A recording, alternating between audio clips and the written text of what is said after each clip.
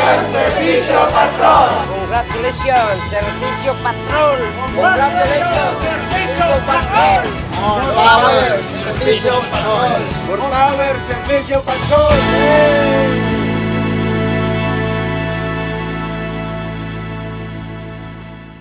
Hello! Happy Wednesday, everyone! Happy lunchtime sa tanan! Ni hao, konnichiwa, sawadee krap.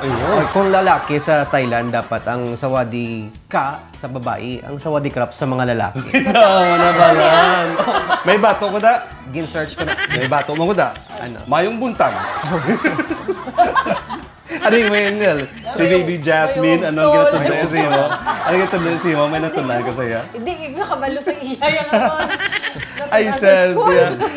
Mga kaserbisyo, welcome naman sa isa ka-episode dari sa Serbisyo Patrol! Hindi ka napapadugayan. Mga kaserbisyo, yari ang amon ginhanda para sa inyo. City Government sa Bacolod, porsigido, seryoso sa kampanya batok sa mga illegal structure. Mga vendors adlaw-adlaw na subungan nagabenepisyo sa programa nga G-Mercado. Adlaw-adlaw man sila nga nagalibre nga makapa-check up. Dito naman sa Bacolod City Public Plaza, mga vendors nila may arasang nakaplastar nga programa para sa inyo ang syudad.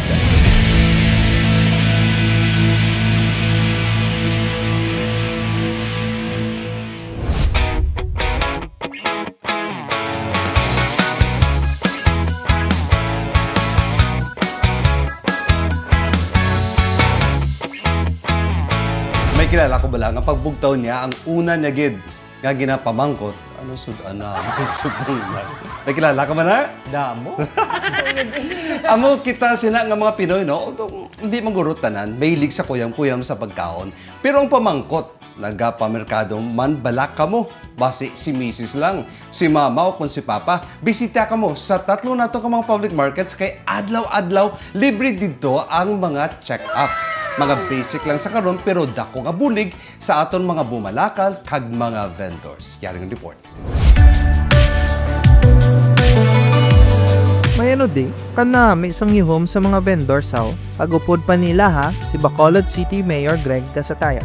Ini ang launching sang G-Mercado o kung gabay Mercado, program sang city government. Sugod sini nga adlaw, mayara sang help desk nga adlaw-adlaw libre nga mga check-up sang blood pressure ag oxygen sa aton lawas o kung dugo paagi sa G-Cares o kung government cares.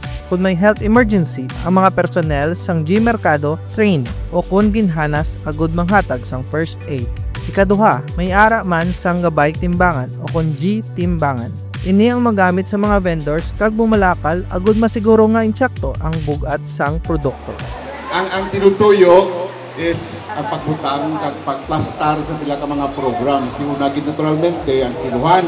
Then ang isa kag pinaka-importante gid ang pag-provide pagid sa libre ha, take note. No, libre ni siya pa-check up ka sa imong blood pressure, oximeter kung kulang hangin mo, kag first aid. Sa sini nga proyekto ni Mayor Greg kag sang syudad, mainit nga nagpakita sang suporta kag pagbinuligay ang mga taga City Administrator's Office, DRRMO kag City Health Office. Initanan para sa matinlo, matawhay kag safe nga merkado. Wala bayad, libre ang ini nga mga serbisyo. Ini ang kabahin sang ginhimo ni Mayor Greg nga masipalapit ang serbisyo sang gobyerno sa mga tawo. Susubong. Ano? Oo! Dako-dako, gigaling ang benepisyo rin sa mga vendors naton. Gitayan lang ako magdungan. Dali tatlogin kita. Ano damo mga serbisyo? That's again, dalipay. Tandang mo serbisyo sa mga vendors kag sa mga bumalakal. Labi na gid sa bumalakal, no? May libre nga check-up. Kag Yes. pwede nila mapacheck sa timbangan ang ilang nga mga... Iba check sa timbangan ang ilang blood pressure. Hindi man. Ang kinabali na bakal. At least para makasigurado. Kay kiluhan ni siya eh. Kiluhan. So kanami, tapos kung may emergency case, ang aton nga mga, mayroon din isang team, kagin-train para kung may ginapangayo. Wala natong ginapangayo ha. Kung may stroke o kung ano nga mga medical cases, train sila. Kanami, no? At least siguro posible na siya sa ulihi. Eventually, ma-integrate sa G-app ni Mayor G. Uy, pwede. Amat ni tanan ma-stable ni kag tanan makitaan tagid ayang amat-amat nga development sa Bacolod. So, for example, ikaw gusto mo ma-check mo BP, imbis makadto kang malinya sa clinic, kadto sa merkado. Di ba? Dako sang kinalain subong. Madamo kita sang mahimo para sa aton mga pagtipon sa aton mga resources. Nasugura na aton pagdugangan amo niya sa Bacolod nagabinuligay, nagapalanggaanay.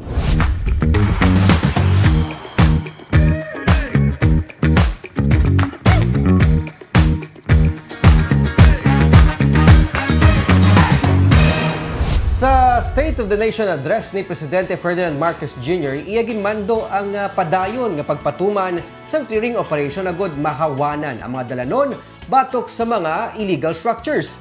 Sa pagsugod man sang Gasataya Administration, ginpatuman ang massive clearing operation. Imagine 50 na ka mga notices ang ginpang-issue sang City Legal Office. Yari ang report. Bulan pa sang Hulyo, sang may 50 na ka mga area sang gin-inspection kag madason nga ginawanan sa Bacolod City Legal Office Enforcement Team upod sa Bacolod Traffic and Transportation Management Department kag Bacolod City Police Office. Ang anay SK Office Compound, ginhimo nga talyer ang nahawanan na. Kag nakakas naman ang mga illegal structures, mga salakyan kag e-bike nga nagapark sa kilid sang Palangka Street sa Barangay 16. Pareho man sining ginhimo sang team sa Circumferential Road kag Bacolod Silay Access Road sa Barangay Bata, kundin ila gindismantle o pila ka mga baligyan nga nag-inulot lang sa kilid sang dalan. Hindi mahapos ang ginahimo nga clearing operation sang syudad. Ilabi na nga may pila ka mga tag-iya ang nagapamatok. Masabi hindi mapaiway ang komprontasyon. Pero, desidido ang enforcement team nga mapatuman ang mando nga nagaangot man sa ginapatuman nga barangay clearing program sang Department of the Interior and Local Government. But silingon, hindi lang iniresponsibilidad sang syudad, kundi pati man sang mga kabaranggayan. Dapat kuntani barangay kidman ang manguna sa pagpasiguro sang hilway nga lagyan kag hindi dapat itolerar ang mga illegal structures nga sarang magtuga sang problema sa palaabuton. Wala pa yan nakasugod no ang mando ni Presidente Bongbong Marcos Jr. Nakasugod na yan ang City Legal Enforcement Office naton sa pagpanghawan. Una, tandaan ko dito gid sa Palangka kag for now ara ta subong sa northern area sang syudad may Bata. Nag-agi na sila sa Mandalagan. So, sige-sige na siya ng clearing operation sa City Legal Enforcement. Muli sila kapisan. Tapos ginalanto tadi General Public Safety sang tanan. Hindi diyan sang pila. Kiti kung eksakto nga negosyo for example, may lugar maguro para dira. Pero na lang masabad ka, ibutan mo at risk ang mga motorista, ang ibang tao. Amo nang ginalantaw sang amo nang perspective sang city government. Yes. O ikayo sang tanan. Although importante man ang palangabuyan, pero mas sa lugar. Sa lugar. So 50 na ka mga notices. Kung silingon 50 man ka mga illegal structures. Hundreds na sir. Ang napakakas, na demolish, kag sa subong sige-sige ang clearing operation. Kag natutukan ta na sa aton nga team. Kag masundan ilabi na nga hindi man kasay nang hapos ang magpahalin may mga confrontation. May lang kaya raman ng aton nga mga kapulisan nga mag-assist sa aton nga mga enforcement team. So importante kita nila ang singit operation, nag-operate na yung city, no? Dapat lang gid nga ablang mga nagaplano pa lang. To wala na hindi na nila pag una lang dan. Eksakto na sa ang lihabi diri ang barangay, no? Kaya kung hindi bantayan sa barangay, hindi makasugod, hindi magdamo. Diba? Hindi dapat pag-tolera ko. Hindi pag-tolerate kung ara na. Pero may paagi kita dira. Istorya na lang. Ang pag-issue sa mga notices ng City Legal Office nagapakita nga seryoso ang syudad sa pagpatuman sang lahi. Ang aton ginalantaw amo ang interes sang kadaman sang general public kag hindi isang pinalang. Ini para sa nga mahuwanan, matauhay kag labaw sa tanan ang public safety and order ang importante para sa isa ka komunidad.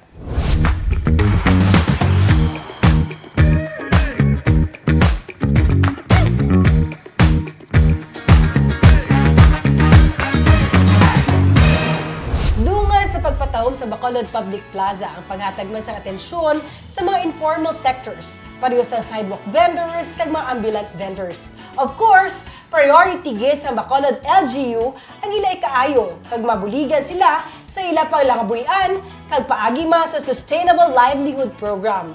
Aton sila kamustahon. Mas masanag kag maliwaliwa na karon ang sitwasyon sa Bacolod Public Plaza kung ikumparar sang nagliligad. Gani bisan paano natagaan sang atensyon pati ang mga utod naton nga mga vendors nga sa malawig na nga tinuig nagapaninguha paagi sa ila pagbaligya sa sulod sang plaza.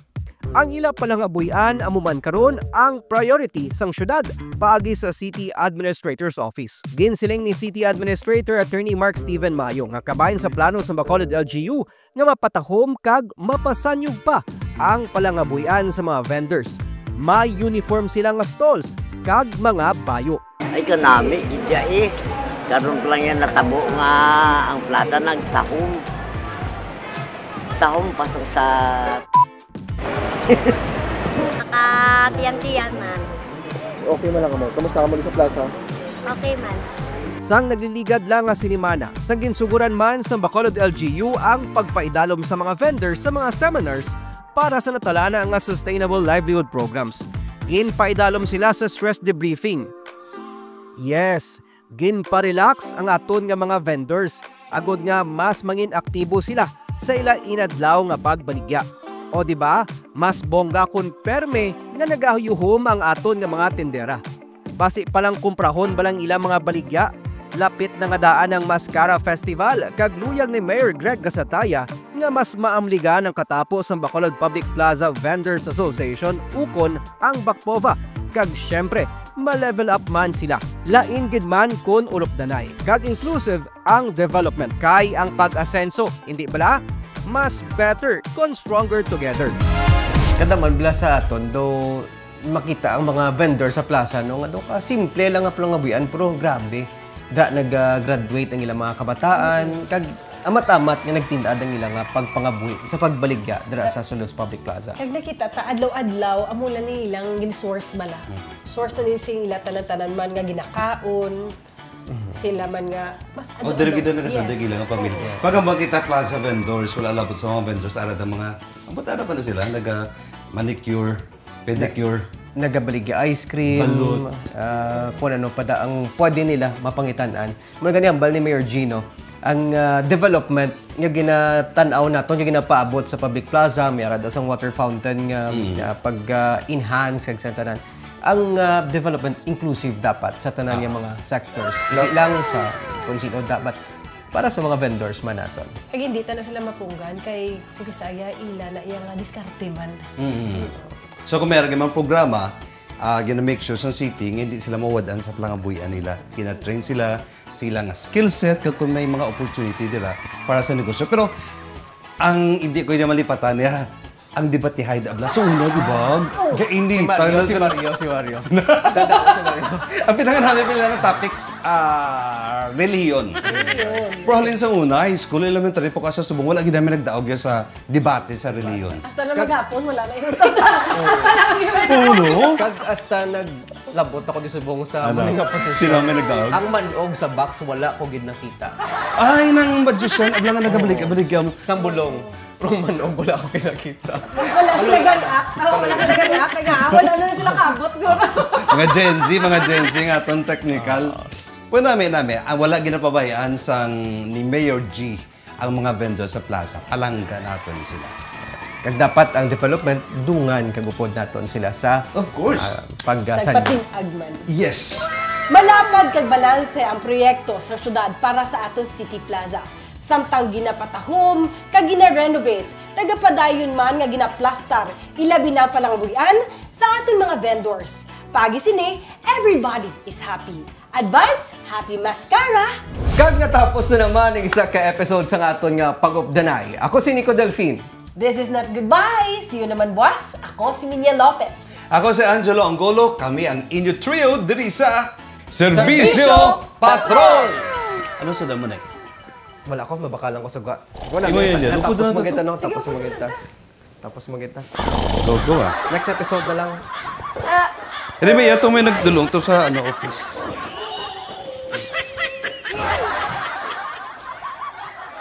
Doon ang ginastro ko niya. Muna pinakasikat na rapper dun sa buhay.